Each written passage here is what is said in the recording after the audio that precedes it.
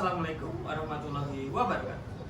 Kembali bersama saya Dr. Bagus di Ngopi, Ngobrol Perkara Ilmu.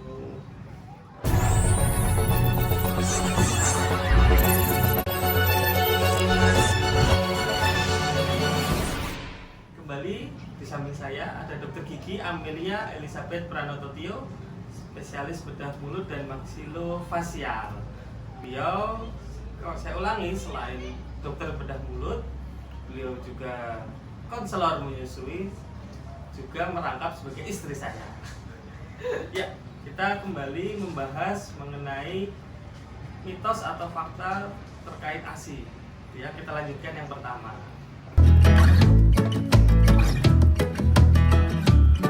Kita masuk ke mitos atau fakta yang ke-6 berarti ya. Ya. Perlu jeda waktu tertentu bagi ibu di antara waktu menyusui untuk supaya produksi ASI-nya kembali adekuat. Mitos atau fakta? Kenapa? Ya, seperti penjelasannya di bagian pertama tadi, kelenjar payudara kita itu prinsipnya adalah semakin sering dikeluarkan, maka dia akan semakin berproduksi pertama kalinya. Kalau jeda waktu untuk dapat terproduksi kembali itu salah. Tapi kalau jeda waktu untuk dapat membengkak atau membesar kelenjarnya itu benar. Jadi produksi itu akan diproduksi secara terus-menerus selama bayi tersebut menghisap. Nah, tapi jika bayi tersebut sudah kenyang atau berhenti menghisap, maka air susu tersebut akan pooling atau akan berkumpul dalam kelenjar. Jadi terasa seperti payudara kita penuh. Sehingga bisa nanti kalau bayi tersebut nanti menghisap lagi kayak banyak banget gitu, kayak muncrat-muncrat banyak banget sampai bayinya sampai tersedak. Itu bisa. Tapi itu tidak berarti bahwa produksinya itu harus membutuhkan waktu tertentu supaya ASI-nya bisa keluar. Enggak, produksi atau keluarnya air susu itu selama dihisap dia akan keluar. Tapi kalau poolingnya atau berkumpulnya di kelenjar memang membutuhkan waktu gitu. Ya, gitu ya.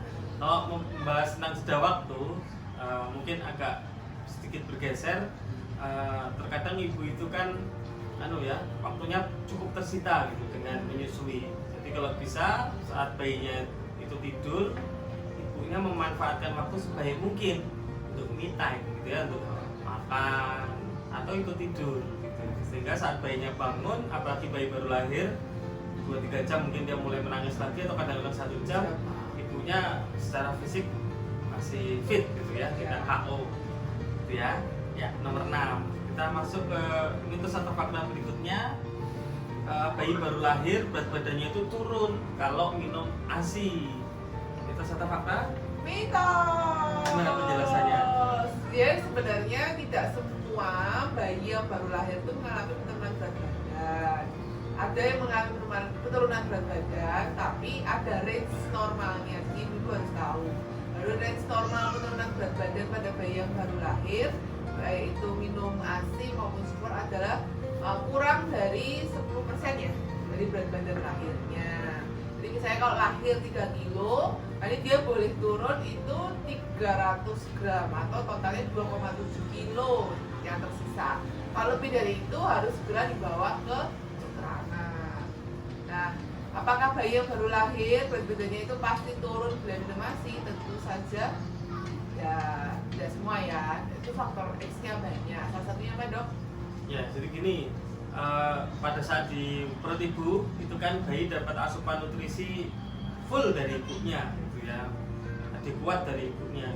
Kalau ibunya kurang makan ya nanti bayi itu akan membongkar, janin itu akan membongkar tubuh ibunya, dia harus dapat gizi yang optimal gitu, dan itu disuplai penuh oleh ibunya. Saat dia keluar, saat dia lahir, tentunya seorang bayi yang baru lahir harus beradaptasi, dia harus makan sendiri, belajar menyusui gitu ya. Lalu dia harus menyesuaikan dengan suhu lingkungan gitu, dan itu memang butuh waktu untuk beradaptasi, sehingga rata-rata sih bayi pasti turun gitu. Mau diberi ASI, susu formula, semua akan turun gitu, dan itu tidak menjadi masalah. Nah, seorang dokter anak pun dibekali ilmu untuk melihat pertumbuhan bayi itu cukup atau tidak gitu ya. Memang ada batas-batas tertentu yang nanti harus dilakukan sesuatu gitu dokter anak. Jadi Jadi mungkin kalau tadi range-nya tadi ada jurnal yang menyatakan 10%, ada yang menyatakan 7%. Artinya kalau berat badannya memang tidak naik atau tidak adekuat, sebaiknya dicoba dibawa periksa gitu. Pun biasanya tidak langsung kita ngaruh ke susu formula. Sering mungkin posisi perlekatan dari menyusui harus diperbaiki dulu gitu ya. Mungkin psikis ibunya juga harus dilihat gitu ya. Banyak ibu-ibu yang apalagi ibu pertama ya, apa itu Mahmud Abbas ya, mama muda, anak baru satu itu nggak pernah belajar ASI, tiba-tiba menyusui, tiba-tiba anaknya sudah lahir, bingung kadang-kadang. Sehingga tidak perlu risau gitu dengan penurunan berat badan, dibawa kontrol saja ke dokter atau ke bidan supaya mendapatkan keterangan lebih lanjut. Ada tambahan? Enggak ada. Jadi gitu ya, mitos atau fakta yang ke-7. Berikutnya, mitos atau fakta yang ke-8. Ibu yang memberi ASI itu harus mematang makanan-makanan gitu ya. Sebagai contoh, ibu yang memberikan ASI tidak boleh makan es. Nanti anaknya batuk pilek misalnya, atau pilek-pilek gitu ya, atau orang ngomong flu. Atau ibu yang memberi ASI jangan makan pedas, nanti lidahnya putih. Itu mitos atau fakta? Mitos. Gimana penjelasannya? Ya, jadi ibu yang menyusui itu tidak ada pantangan makanan apapun kecuali anak tersebut menunjukkan gejala alergis jika ibunya memakan makanan tertentu. Paling banyak biasanya produk dari olahan sapi, dairy food ya, susu, roti dan lain sebagainya. Tapi itu saya dan ketentuan berlaku ya ibu-ibu. Jadi harus kalau misalnya ibu menyukai, habis aku makan roti atau minum susu atau makan susu kok anakku gatal-gatal, kok anakku merah-merah kulitnya, kok berair, benyek dan lain sebagainya, itu harus didiagnosis oleh dokter. Jadi tidak boleh self diagnosis. Untuk pantangan makanan seperti nanti makan es, nanti anaknya pilek lah, makan pedas nanti lidahnya putih lah, itu semua mitos ya ibu-ibu. Tidak ada pantangan makanan untuk ibu menyusui. Dan ibu menyusui itu sebenarnya tidak boleh dipantang makanannya. Karena apa? Karena ibu yang menyusui itu harus membutuhkan energi atau gizi yang cukup.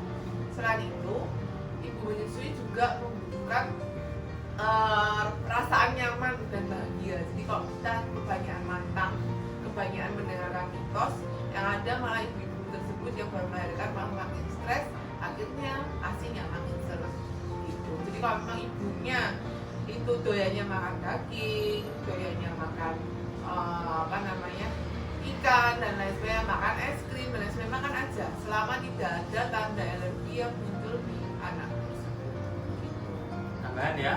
Jadi seorang anak itu harus belajar mengenal berbagai macam rasa untuk persiapan saat dia besok kelak besar, sudah mulai makan, dia sudah mengenal rasa-rasa dari makanan yang ada di rumah. Pengenalan rasa bukan dimulai saat anak sudah besar. Pengenalan rasa dimulai saat janin di dalam kandungan.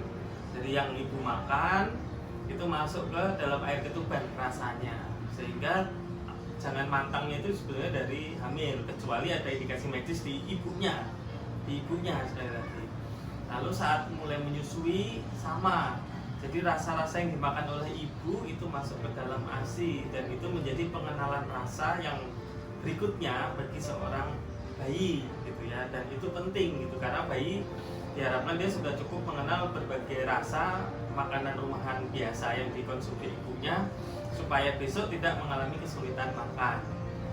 Dan ini keunggulan ASI sebetulnya dibandingkan susu formula, karena susu formula rasanya hanya manis gitu. Relatif bayi tidak perlu belajar kalau rasa manis gitu ya. Jadi jangan mantap kecuali sekali lagi ada indikasi medis di ibu. Misalnya ibunya punya mah yang kalau mudah sekali terpicu oleh makanan pedas, ya jangan makan pedas gitu. Bukan karena untuk bayinya gitu ya. Atau misalnya makan es itu kan kalau dimakan sampai lambung juga udah cair gitu. Jadi bukan berarti itu dia masih beredar dalam tubuh dalam bentuk es gitu kan enggak. Dan kehebatannya tubuh ibu, dia bisa menyaring gitu, tubuh manusia dia bisa menyaring apa yang masuk gitu ya. Jadi tidak. Terus yang kedua, di dalam ASI misalnya ibunya sakit misalnya, tentu tubuh ibu akan memproduksi kekebalan tubuh untuk melawan penyakit yang di tubuh ibunya. Yang masuk antibodi namanya, kekebalan tubuh. Nah, yang masuk ke dalam ASI bukan penyakitnya, tapi kekebalan tubuhnya gitu. Jadi justru ASI itu ibunya mau makan es atau tidak makan es, ibunya baru batuk pilek atau tidak, justru itu ada zat-zat anti sakitnya gitu. Jadi bukan ASI yang ibunya minum es menyebabkan pilek gitu, tapi justru ibunya pilek sekalipun ngasih ASI malah anaknya jadi nggak sakit gitu. Atau sakit pun jadi sembuh. Jadi ada tambahan? Dalam ASI mengandung obat ya dok ya? Ada obatnya. Jadi kadang anak mulai pilek-pilek dikasih ASI aja kadang sembuh sendiri, nggak perlu